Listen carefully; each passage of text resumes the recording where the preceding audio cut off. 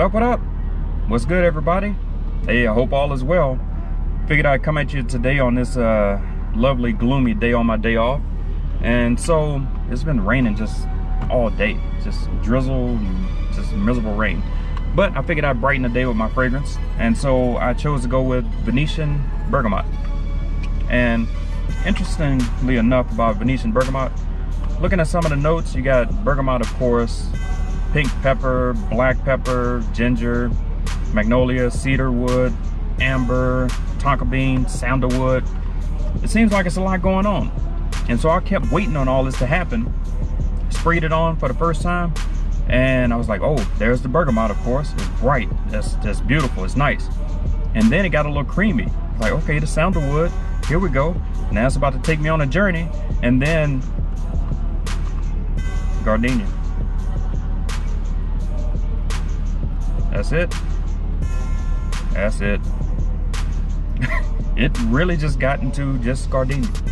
And that's on skin, because at the nozzle I can smell some pepper and things like that, but on skin, after it dries down, after the first hour or two, it just goes into strictly gardenia on my skin.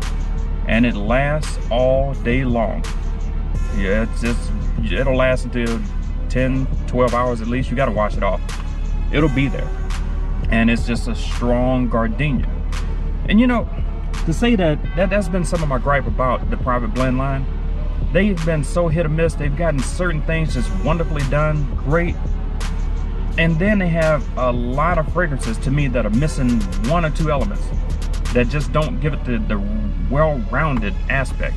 So that's why I end up actually layering quite a bit of the private blends, because it's missing an element that the other one has.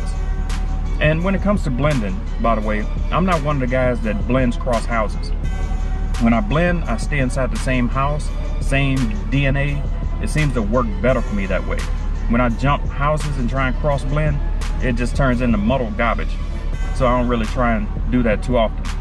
But this would add brightness to a lot of Tom Ford private blends that are a little bit darker. If you want to add some florals, a little brightness to it, this is it.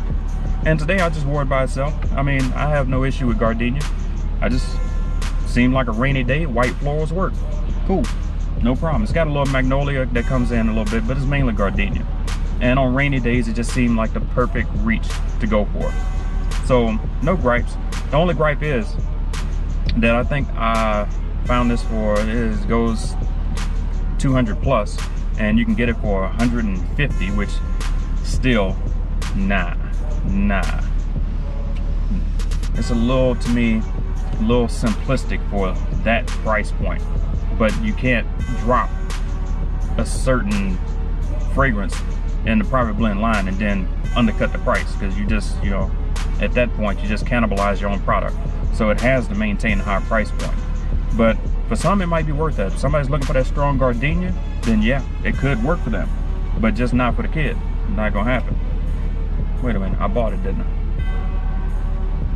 Disregard.